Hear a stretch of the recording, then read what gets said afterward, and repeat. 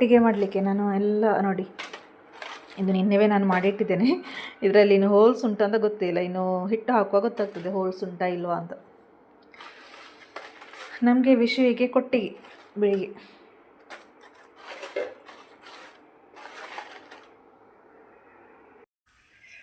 ಕೊಟ್ಟಿಗೆ ಬೆಂದಿದೆ.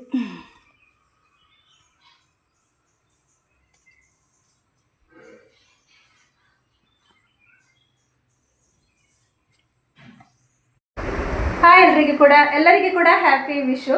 ಹಾಗೆ ಇವತ್ತು ವಿಶು ನಮ್ಮ ಮನೆಯಲ್ಲಿ ಆಚರಣೆ ಮಾಡ್ತಾ ಇದ್ದೆ. ನಾನು ಇವತ್ತು ಕಾಸರಗೋಡಿಗೆ ಹೋಗಲಿಲ್ಲ. ನಾನು ಇಲ್ಲದಿದ್ದರೆ ವರ್ಷ ಸಹ ನಾನು ವಿಶು ಕಾಸರಗೋಡಲ್ಲಿ ಇರ್ತೇನೆ. ಈ ಸಲ ಲಾಸ್ಟ್ ಟೈಮ್ ಹೋಗಿದ್ದೆಲ್ಲ, ಹಾಗಾಗಿ ಹೋಗಲಿಲ್ಲ ನಾನು. ಹಾಗೆ ಕೊಟ್ಟಿಗೆಲ್ಲ ರೆಡಿ ಆಯಿತು. ನಿನ್ನೆವೇ ಕೊಟ್ಟಿಗೆಲ್ಲ ಇಡೋದು ರೆಡಿ ಮಾಡಿ ಇಟ್ಟಿದ್ದೇನೆ ಕಟ್ಟಿ. ಹಾಗೆ ದೇವಸ್ಥಾನಕ್ಕೆ ಕೂಡ ಹೋಗ್ಲಿಕ್ಕೆ ಉಂಟು, ಹಾಗಾಗಿ ಸ್ವಲ್ಪ ಗಡಿಬಿಡಿ ಆಯಿತು. ವ್ಲಾಗ್ ಏನು ಮಾಡ್ಲಿಕ್ಕೆ ಆಗಲಿಲ್ಲ ಜಾಸ್ತಿಯಾಗಿ ಬೆಳಗಿನ ಟೈಮಲ್ಲಿ. ಇವತ್ತೊಂದು ದೇವಸ್ಥಾನಕ್ಕೆ ಹೋಗ್ಲಿಕ್ಕೆ ಉಂಟು. ಎಲ್ಲಿಗೆ ಅಂತ ನಾನು ಹೋಗ್ತಾ ಹೇಳ್ತೇನೆ ಯಾವ ದೇವಸ್ಥಾನಕ್ಕೆ ಅಂತ. ಹಾಗೆ ದೇವಸ್ಥಾನದಲ್ಲಿ ತಂಗಿ ಕೂಡ ಸಿಗ್ಬೋದು. ಅಕ್ಕನನ್ನು ಇಲ್ಲಿಗೆ ಬರ್ಲಿಕ್ಕೆ ಹೇಳಿದ್ದೇನೆ. ಇವತ್ತು ವಿಶು ಅಲ್ಲ, ಇಲ್ಲಿ ತಿಂಡಿ ತಿನ್ನುವ ಅಂತ. ಹಾಗೆ ಕಾಣುದಿಲ್ಲ, ಬರ್ತೇನೆ ಅಂತ ಹೇಳಿದ್ದಾಳೆ, ನೋಡುವ. ನಡಂದ ಕೊಟ್ಟಿಗೆ ತಾರಕ್ಕೆ ಮೀತಲ್ಲ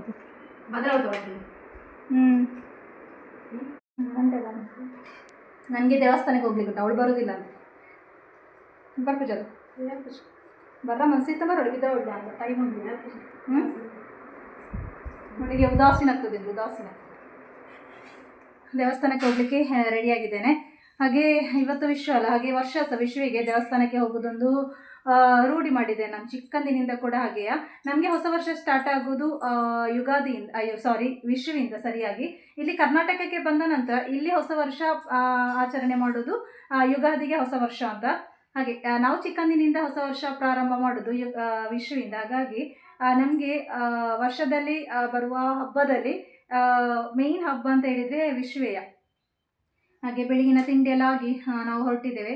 ಇವತ್ತು ಮಧ್ಯಾಹ್ನ ದೇವಸ್ಥಾನದಲ್ಲಿ ಊಟ ಮಾಡುವ ಅಂತ. ಬರುವಾಗ ಹೇಗೂ ಲೇಟ್ ಆಗ್ತದೆ. ವಿಶುವಿನ ಅಡಿಗೆ ಸಂಜೆ ಮಾಡುವ ಅಂತ. ಬೆಳಗಿನ ಅಡಿಗೆಲ್ಲ ಮಾಡಿದ್ದೇನೆ, ಕೊಟ್ಟಿಗೆ ಸಾಂಬಾರೆಲ್ಲ ಮಾಡಿದ್ದೇನೆ ಬೆಳಿಗ್ಗೆಗೆ. ಹಾಗೆ ಮಕ್ಕಳು ಕೂಡ ರೆಡಿಯಾಗಿದ್ದಾರೆ. ಹಾಗೆ ವಿಶುವಿಗೆ ಉಂಟಲ್ಲ ದೇವಸ್ಥಾನಕ್ಕೆ ಹೋಗೋದಿದೆ, ಏನೋ ಒಂಥರ ನನಗೆ ಮಿಸ್ ಆದಾಗೆ. ವಿಶು ಅಂತ ಅನಿಸೋದೇ ಇಲ್ಲ ವಿಶುವಿಗೆ ದೇವಸ್ಥಾನಕ್ಕೆ ಹೋಗೋದಿದೆ. ಮತ್ತೆ ಬೆಳಗಿನ ಟೈಮಲ್ಲಿ ಕೊಟ್ಟಿಗೆ ಮಾಡೋದಿದ್ರೆ ಕೂಡ ತಿಂಡಿ ಮಾಡ್ತೇವಲ್ಲ ಬೆಳಗಿನ ಟೈಮಲ್ಲಿ. ಕೆಲವರು ಒಂದೊಂದು ಊರಲ್ಲಿ ಒಂದೊಂದು ಹೆಸರು ಅದಕ್ಕೆ. ಕೆಲವರು ಕೊಟ್ಟಿಗೆ ಅಂತ ಹೇಳ್ತಾರೆ, ಕೆಲವರು ಈ ಕಡೆಯಲ್ಲಿ ಇದ್ದ ಉಂಟಲ್ಲ ಗುಂಡ ಅಂತ ಹೇಳ್ತಾರೆ. ನನಗೆ ಫಸ್ಟಿಗೆ ಬರುವಾಗ ನೆಗಡಿಗೆ ಬರ್ತಾ ಇತ್ತು ಗುಂಡವ ಅಂತ. ಹಾಗೆ ನಮ್ಮ ಮನೆ ಹತ್ರದಲ್ಲಿ ಮೊದಲು ಕಾಸರಗೋಡಿನ ಮನೆ ಹತ್ರದಲ್ಲಿ ಗುಂಡ ಅಂತ ಒಂದು ಹೆಸರಿನ ಒಂದು ಹುಡುಗ ಇದ್ದ. ಹಾಗೆ ಇಲ್ಲಿ ಗುಂಡ ಅಂತ ಹೇಳುವಾಗ ನಮಗೆ ನೆಗಡಿಕ ಬರ್ತಾ ಇತ್ತು. ಇಲ್ಲಿ ಗುಂಡ ಅಂತ ಹೇಳ್ತಾರೆ ಅದಕ್ಕೆ, ಈ ತಿಂಡಿಗೆ. ಆಮೇಲೆ ಒಂದೊಂದು ಹೆಸರು ಇರ್ತದೆ. ಹಾಗೆ ಆ ತಿಂಡಿ ಮಾಡೋದಿದ್ರೆ ನನಗೆ ವಿಶು ಅಂತ ಅನಿಸೋದೇ ಇಲ್ಲ. ಹಾಗಾಗಿ ಬೆಳಿಗ್ಗೆ ಎದ್ದು ನಿನ್ನೆವೇ ರೆಡಿ ಮಾಡಿಟ್ಟು ಇವತ್ತು ಬೆಳಿಗ್ಗೆ ನಾನು ಕೊಟ್ಟಿಗೆ ಮಾಡಿದ್ದೇನೆ. ಕೊಟ್ಟಿಗೆ ಮತ್ತೆ ಸಾಂಬಾರ್. ನನ್ನ ಅಕ್ಕನಿಗೆ ಕೊಟ್ಟಿಗೆ ಮತ್ತೆ ಸಾಂಬಾರ್ ಅಂತ ಹೇಳಿದ್ರೆ ತುಂಬಾ ಇಷ್ಟ. ಹಾಗೆ ನಾನು ಅವಳ ಹತ್ರ ಬರ್ಲಿಕ್ಕೆ ಹೇಳಿದ್ದೆ. ಅವರ ಮನೆಯಲ್ಲಿ ಇವತ್ತು ಮಾಡೋದಿಲ್ಲ ಅಂತೆ, ಕೊಟ್ಟಿಗೆ ಮಾಡೋದಿಲ್ಲ ಅಂತೆ. ಹಾಗೆ ಇನ್ನು ವಿಶುವಿನ ಅಡಿಗೆ ಸಂಜೆ ಮನೆಗೆ ಬಂದು ಮಾಡಬೇಕು. ಇವತ್ತು ನಾವು ಹೋಗಿ ದೇವಸ್ಥಾನದಲ್ಲಿ ಊಟ ಮಾಡ್ತೇವೆ. ಹಾಗೆ ನಾನು ಹೋಗ್ತಾ ಇರೋ ದೇವಸ್ಥಾನ ಕೂಡ ಫೇಮಸ್ ಟೆಂಪಲ್, ಎಲ್ಲರಿಗೂ ಕೂಡ ಗೊತ್ತಿರ್ಬೋದು. ನಾನು ಮದುವೆ ಆದ ನಂತರ ಫಸ್ಟಿಗೆ ಹೋದ ದೇವಸ್ಥಾನ. ಹಾಗೆ ಅಲ್ಲಿಗೆ ಹೋಗ್ತಾ ಇದ್ದೇವೆ. ತಂಗಿ ಮೂಡುಬಿದ್ದೆಯಿಂದ ಸಿಗ್ಬೋದು. ಇಲ್ಲಿ ಒಬ್ರು ಮಾವಿನಕಾಯಿ ಕಟ್ಟು ಮಾಡಿ ದಾಯಿತೆ ದೇವಸ್ಥಾನ ಪೂರ್ಣ ಖುಷಿ.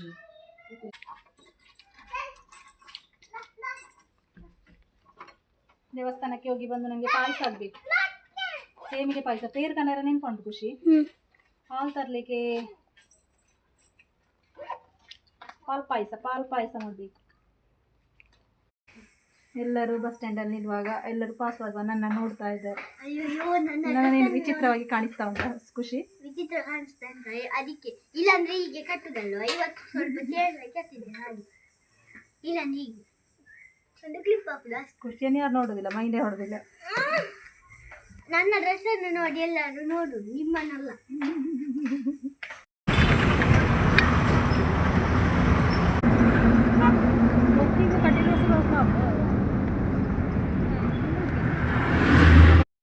ಹಾಗೆ ನಾವು ದೇವಸ್ಥಾನಕ್ಕೆ ರೀಚ್ ಆದ್ವಿ. ನಾನು ಬಂದ ದೇವಸ್ಥಾನ ಉಂಟಲ್ಲ ಕಟೀಲು ದೇವಸ್ಥಾನ, ಎಲ್ಲರಿಗೂ ಕೂಡ ಗೊತ್ತೇ ಇರುವಂತಹ ದೇವಸ್ಥಾನ. ತುಂಬ ವರ್ಷ ಆಯಿತು ನಾನು ಬರೋದು ಇಲ್ಲಿಗೆ. ಚೇಂಜ್ ಆದ ಸುಮಾರು ವರ್ಷ ಆಡಿ ಬರೋದು. नहीं मैंने लंच बन गया आ साइड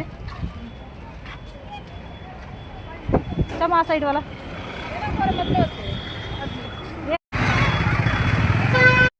खुशी आने बता ರಶ್ ಜಾತ್ರೆ ಐತಿ.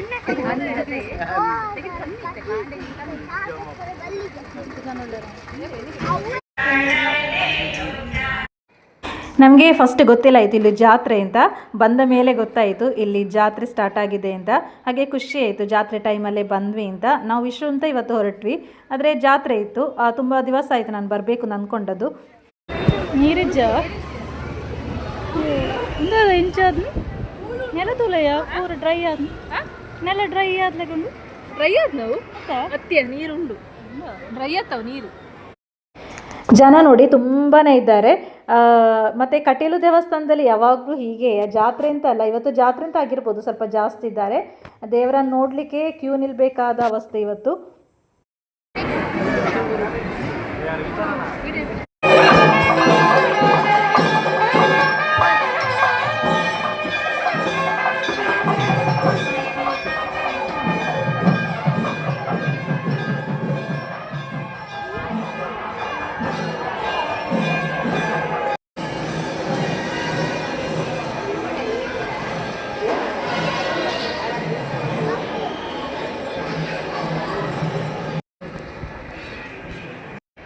ದೇವರ ದರ್ಶನ ಒಳ್ಳೆ ರೀತಿಯಲ್ಲಿ ಆಯಿತು. ಇವಾಗ ನಾವು ಊಟಕ್ಕೆ ಹೋಗ್ತಾ ಇದ್ದೇವೆ. ಹಾಗೆ ನಾವು ಊಟ ಮಾಡಲಿಕ್ಕೆ ಕೂತ್ಕೊಂಡಿದ್ದೇವೆ. ಊಟ ಮಾಡಿ ಸಿಗ್ತೇನೆ ನಾನು. ಊಟ ಆಯಿತು ನಮ್ಮದು, ಹೊರಡು.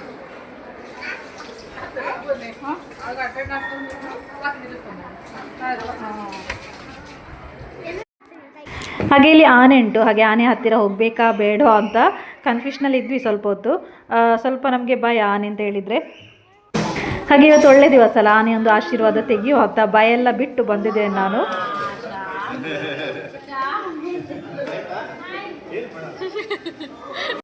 ಗಿಟ್ಟ ಓಡಿಸಿ ಅವಳಂತೂ ಮಾಡಿ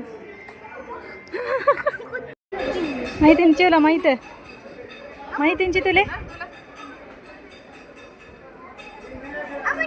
ಖುಷಿ ಅಂಡ ದೇವಸ್ಥಾನ ಅದು ಹೆಂಚ ಅಂಡ ಹಾಂ ಆನೆ ತುತ್ತು ಖುಷಿ ಅಂಡ. ಹಾಗೆ ನಾವು ಮೂಡುಬಿದ್ರೆ ರೀಚ್ ಆದ್ವಿ. ಮೂಡುಬಿದ್ರೆಗೆ ಮುಟ್ಟುವಾಗ ಖುಷಿಗೊಂದು ಸ್ಲಿಪ್ಪರ್ ಆಗಬೇಕಿತ್ತು. ಹಾಗೆ ನಾನು ಅವಳಿಗೆ ಸ್ಲಿಪ್ಪರ್ ತೆಗಿಲಿಕ್ಕೆ ಅಂತ ಬಂದೆ. ಇಲ್ಲಿ ಜೋರು ಗಾಳಿ, ತುಂಬಾ ಗಾಳಿ ಇತ್ತು, ಮಳೆ ಬರುವಾಗೆ ಉಂಟು.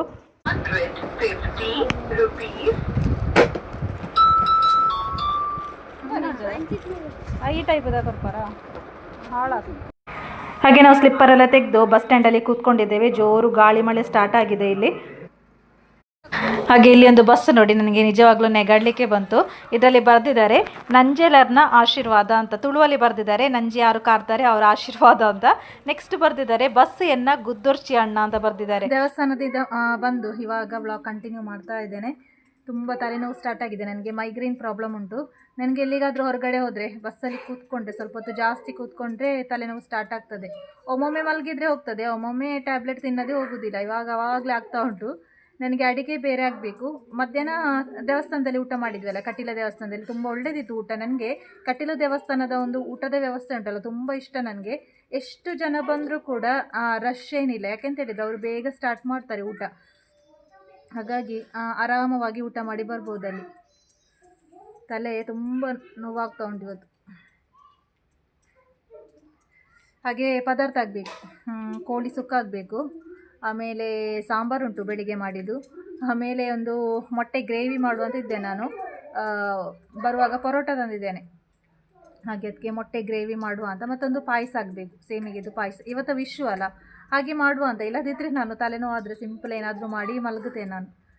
ಹಾಗೆ ಕರೆಂಟ್ ಸಹ ಇಲ್ಲ. ನಾವು ಬರುವಾಗ ಕರೆಂಟು ಕೂಡ ಇಲ್ಲಿ ಇಲ್ಲ. ಮಳೆ ಬಂತು. ಮೂಡುಬಿದ್ರೆಯಲ್ಲಿ ಬರುವಾಗಲೇ ಮಳೆ ಸ್ಟಾರ್ಟ್ ಆಗಿದೆ.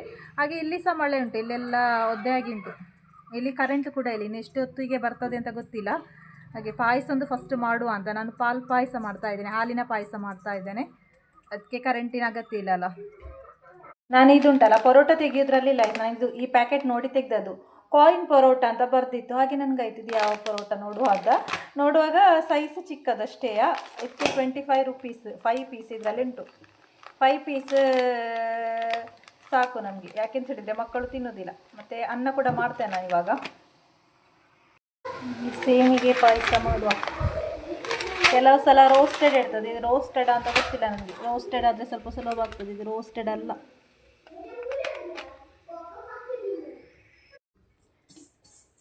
ಸೇಮಿಗೆ ಪಾಯಸಕ್ಕೆ ಹುರಿತಾ ಇದ್ದೆ ನಾನು. ಸ್ವಲ್ಪ ತುಪ್ಪ ಕೂಡ ಹಾಕಿದ್ದೇನೆ. ಇವಾಗ ಪಾಯಸ ರೆಡಿಮೇಡ್ ಕೂಡ ಬರ್ತದಲ್ವ, ಹಾಲು ಬಿಸಿ ಮಾಡಿ ಪ್ಯಾಕೆಟಲ್ಲಿದ್ದದು ಹಾಕಿದರೆ ಆಯಿತು, ಪಾಯಸ ರೆಡಿ. ಎಲ್ಲ ದ್ರಾಕ್ಷಿ ಬೀಜ ಎಲ್ಲದರಲ್ಲಿ ಹಾಕಿರ್ತದೆ, ನಾವೇನು ಎಕ್ಸ್ಟ್ರಾ ಏನೂ ಹಾಕಲಿಕ್ಕಿಲ್ಲ. ನನಗೆ ಮಾತ್ರ ಆ ಥರದ್ದು ಇಷ್ಟ ಆಗೋದಿಲ್ಲ, ನನಗೆ ಈ ಥರದ ಪಾಯಸವೇ ಇಷ್ಟ ಆಗೋದು.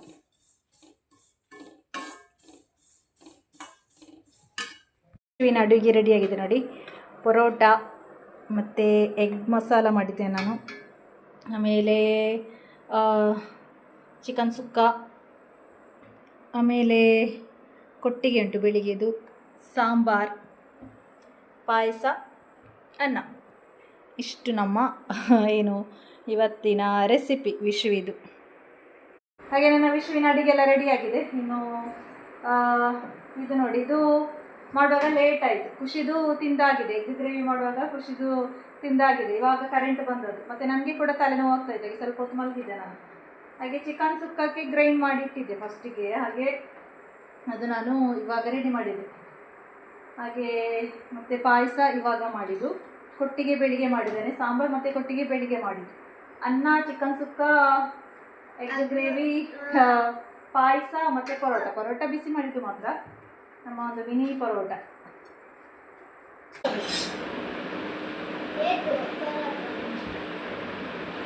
ಖುಷಿ ಪಡಿಸೋದು ನಮಗೆ ಇವತ್ತು ಹಬ್ಬ ಅಲ್ಲ, ಹಾಗೆ ಖುಷಿ ಪಡಿಸ್ತಾಳೆ. ಗ್ರೇವ್ ಯಾರಾದ್ರೂ ಬಡಿಸುವಾಗ ಊಟ ಮಾಡಿದ್ರೆ ಖುಷಿ ಆಗ್ತದೆ, ಒಂದೇ ಆಗುದು.